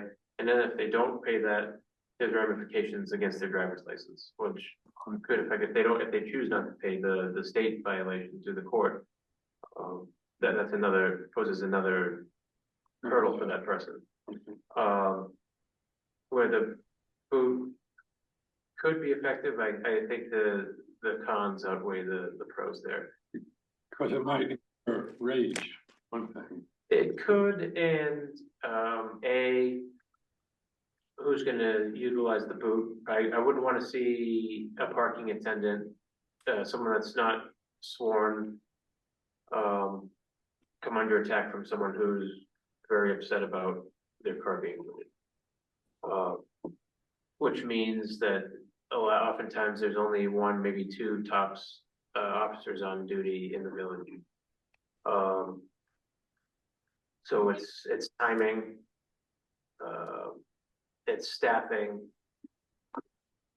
And again, I think activity around the boot, although it can be at times a useful tool, I think it's just as simple for a police officer to call a tow and have it towed. And then I think further in the ordinance, correct me if I'm wrong, there's discussion about having to pay their tickets or fines and whatnot before the car and the vehicle is released from the record service. Yes. So I think that kind of takes care of that piece. How serious does it have to be for someone to get towed or booted? Well, towed, there's multiple things, like winter parking ban, Right. they get towed. But for the instance of why we would boot. Yeah, what rises to a level of food in the car? I don't know, that was my, And that's kind of my thought process is if we can just call a record service and remove the problem. The boot is almost, the car's still there, right? The car's still It hasn't there, solved the and it looks hideous with the boot on it in the middle of the village, for instance, right? Right. Yeah, There's a tow it, get it out of there, and Yeah. let someone else park there. Right. Much better idea. And it's freeing things in, which is the purpose of the parking program is to And keep then things moving. it doesn't rely on an officer to be available or have to go take it off. So do Drive we the want, person, so drive are away we in with it. agreement that we don't want to add the ability to boot a car? Brenda Seaton? see, this was. Yeah, I'm fine Seaton's with. Yeah, that was my question, and it really stemmed from because of some anecdotes I'd heard about cars that had in excess of $200, $300 worth of tickets, and I was like, why are they still on the road? I mean, and my concern was that they're not being towed. So if a boot is not a good idea, that's fine. But I think that we should have, in addition to this, the stuff getting filed in traffic court, like if you hit a certain threshold that still has not been paid, and you guys, I'm open to whatever that number is, $250, whatever it is, you get towed. I mean, that's just, it is ridiculous that, I know years ago we had somebody that had so many fines. Word on the street was they just moved, right? And then once they left, they just never paid their stuff. So that's ridiculous that we have people who are just considering it the cost of doing business and just don't care at all. Like at a certain point, you're just not being nice and you're not abiding by the rules. So mistakes are one thing, but that's pretty egregious. So that's where I think Michelle, that tow would be helpful. You've caught up with almost all of the people Michelle has caught up with all the people, pretty much all the people are back. So that's good. And they get them early at $50. So, and you go to traffic court, you can lose your license eventually for having $300 with tickets, right? With any actual state BCBC, if you fail to pay the fine, your license will go into suspension. So there's that. And so if we had somebody that was, it's not unusual to have people from New Hampshire. So if we have somebody from New Hampshire, is that the same thing? Does Vermont say, oh, they've got $300 for the parking tickets? During New Hampshire, you need to take away their license? It wouldn't be the parking tickets, there would be reciprocity with the license. So basically they might be valid to operate in New Hampshire, but they'd still be suspended in Vermont. Oh. In Vermont, you can actually be suspended without actually ever being issued a Vermont driver's license. You're just privileged to operate is under suspension. You can see the light bulb going on. And this isn't Woodstock Village ordinance that this is, state language. All right, so can we move on this one? Are we in agreement, everyone? Yep. All right, so I'll just do this last one, who I forgot to do part of it, is the permits for full day parking on Elm Street, taking out Mechanic Street, to limit to village business owners, employees or owners. Those are the $70 a quarter parking spaces, correct, Michelle? Yes, and you can't, I mean, it's first come, first serve, so, and right now we have only two, correct? Correct, we have two, so taking out the Mechanic Street on that and fixing that and just saying for full day parking on Elm to just be for businesses and employees. Now. How many spots? One thing that's missing is how many permits we're gonna allow. There's only two right now. Two people in all the course of this. How many permits should be allowed? If That it's exists, if there's, I don't know, it's never been written, so that's a discussion. that should go in. We should have. In the resolution. I think it's 10. Is it really? Never within there, no, it wasn't in there previously. There must be, it must be in the original resolution. So that has to be looked up. Well, we can change it. We don't have to look it up. We can just make a decision tonight and then it becomes that. So Well, I just if only wanna two end have been this. using And then we're available, why don't we make it like 6? I'm fine with 6. Okay, let's make it 6 for Elm Street. Seaton, And Brenda? is that the 6, just the metered parking? No, non-metered. No, it's in the 2-hour space.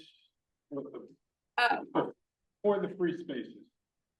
After the meters So- end, before Pleasant Street.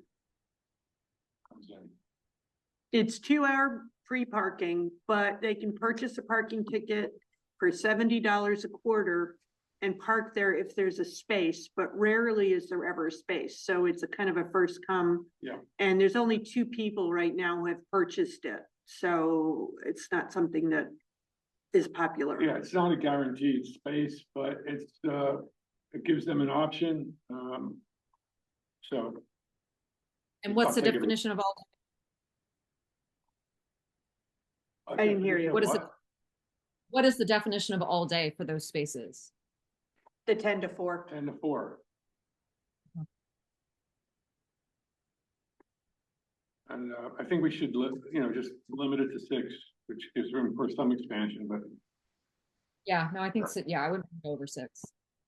Okay, I'd say 6 as well. So we're done with the discussion, questions, done, yay, Lisa. Okay, so, when we have the actual ordinance here in front of us, if you have any grammatical or typos or whatever, just send them to me. I've gotten Jeffrey's. There's a few other things that I've got to clean up on here. Unless there's a question, can we just move on? Everybody's had a chance to read it. yeah, let's move on. Dean, Brenda? What was the question? Are we discussing the entire ordinance now? No, if you have any grammatical, something doesn't sound right, I need to tweak it, let me know. But everybody's had a chance to read this, so I think that we can just move on and vote to accept the draft ordinance at this point. Unless somebody. Well, I mean, has I some- have. Yeah, I mean, I don't have anything grammatical, but I have like some issues. to discuss. Some possible right. changes. So the first thing is under the Mechanic Street parking lot with the lottery. The number, Yeah, so we've got 16 that's obviously changing to 18 that are flex spaces. But my question is, how many are we gonna put, how many people can I put in for all 16 spaces if I'm a business owner? Can I put in for 2? Can I put in for, how many can I request? Like, I know that there are business owners that have multiple spots. So I mean, I think we should say, if you want one of those spots and you're putting your name in the lottery to get those spots, like, I think we should limit it. So that other people have the opportunity to have spots. Good point. If it doesn't get full, then you can go back to that person and say, oh, okay, we have 3 extra. If you want those 3, you can have them. But I think the initial thing should are getting them. Let's limit it to 2 or 3 so that not one person has 6 and then other people don't get any at all. How about maximum of 2 spaces? Everybody agreement? I agree. Yeah. Great. Brenda? Great. Yep. Dayton, you okay? Yeah, that's fine. Okay, next. Um, Get this off my plate.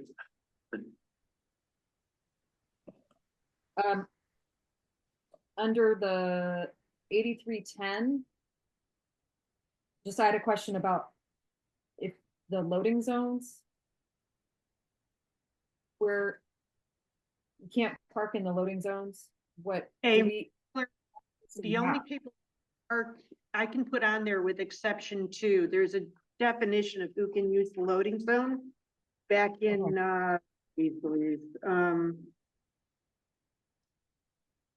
bus loading, oh wait, I have something in here about loading zones. Oh, where is it? I have the definition in here of who can use a loading zone and who can't. Vendor loading, unloading zones, and it tells you who can use it, and that's under 8305. That it's only lawful for a driver. I mean, I can repeat that if you want me to, but it's already in here under 8305. No, my question was, where are they? And are they all legal? Gillingham's. Come on. Gillingham's. Montverde.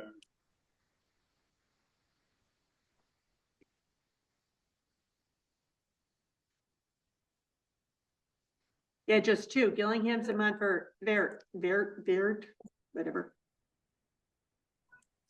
One at the post office as well. That's the Montverde one. Are those 2 different loading zones? Because Yeah, that's where. yeah, there is 2 different ones, Okay. I believe. Because if those are 2 That- different ones, there's a crosswalk there, and sometimes people will be unloading across that crosswalk. So I don't know if that's a signage issue, but I want to make sure that. Hold on, what'd you say, Chris? There's the driveway there to go into the PO. Is that? No, I think they're talking closer because it starts in front of Montverde and then it ends where the first parking space for the post office, correct? Yes. And is that considered 1 space? Parking spaces? 1 on zone space. Yes, I believe so. Yeah, so it- I know there's only the. Considered, So in that case, what we're doing is letting trucks park temporarily across a crosswalk. they shouldn't be. That's not legal. Okay, but if that's all one loading zone, then saying that people can. I mean, there's enough times that there's a truck all the way across there, so I don't know if that's a signage thing, but if one of our rules is you can't park in a crosswalk, why would we have a loading zone that includes a crosswalk? Oh. I get what I'm you're saying? saying. I Yeah. think we should take a look at that because I really think it's 2 different spots. Yeah, I But mean, and so I I don't know if think we that's. should take a look at it. Yeah, and I think the loading zone is not, in the crosswalk, but if the truck is misparked, it could interfere with the crosswalk. There's the cross. Loading For zone, some reason. loading zone is on blank either, on this. it's on either side. There's one on the bridge and one in front of Montverde. Yeah. So he's saying Michelle is saying one on the bridge and one on Montverde. But that we don't have to worry about this within the ordinance because that goes to parking tickets, Okay. right? Am I wrong? Yeah, again, I just think that should be a signage that add that to your signage list then, so that people know that those are two, that the loading zone does not go through the crosswalk. My signage list is like this long now. Oh, I'll Yeah. give you more when I'm. We also don't want to add too many signs. Well, but we can figure, that's one of the reasons why I'm doing, is eventually we can look at it and say, All right, Staten, do you have any others? No, I think. No, I think that's it. okay, let's move along. Thank you. All right. So I have to make a motion. I can You- second. Go ahead, make No. go ahead, make No. Go ahead. Make it. Okay, I make a motion. And now I have a question for Eric. Before I do that. I make a motion that we accept Title 8, Chapter 3, parking ordinances and assigned fee. Appendix B and Appendix A for parking. Could I ask for one change? Yep. Could we refer to appendix A and B, it just as a schedule of fees instead of appendix A and Okay. B? All right, so I have to change that. So I make a motion that we accept Title 8, Chapter 3, parking ordinances to include, what did you say? Schedule of fees? Schedule of fees, yes. Schedule of fees. Draft.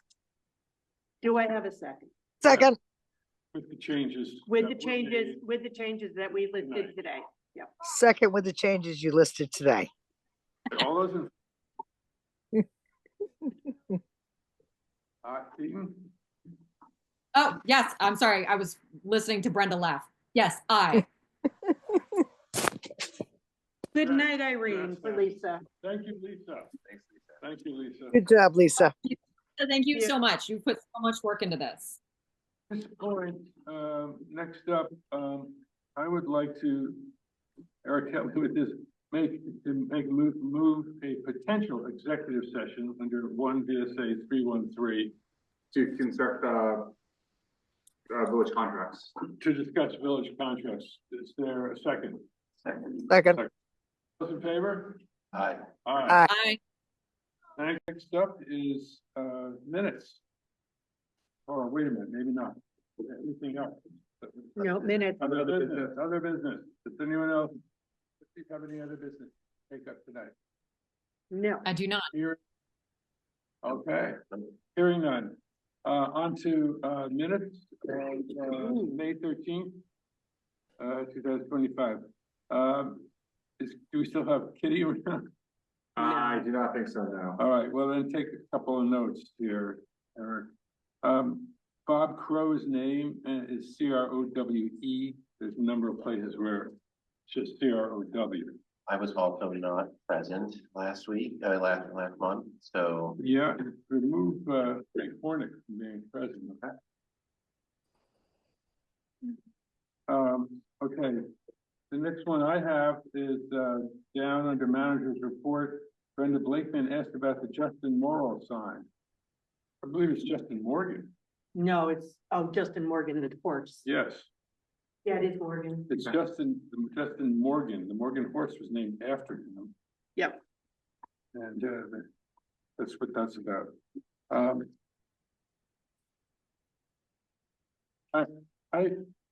Eric, under financial report, I don't quite understand the wording of. You explained the increase in police revenue due to the move of the lawsuit parking. What's lawsuit parking? That just confused me. Increase police revenue due to the move of the Courthouse? courthouse parking lot to the, yeah, that's right, so move of, Yeah, yeah, that's right. Okay, so. Yeah, we'll fix that, yeah. Somehow lawsuits on people's minds. Yeah, Yeah, so that should be courthouse parking. yeah. Okay. The next one that I found,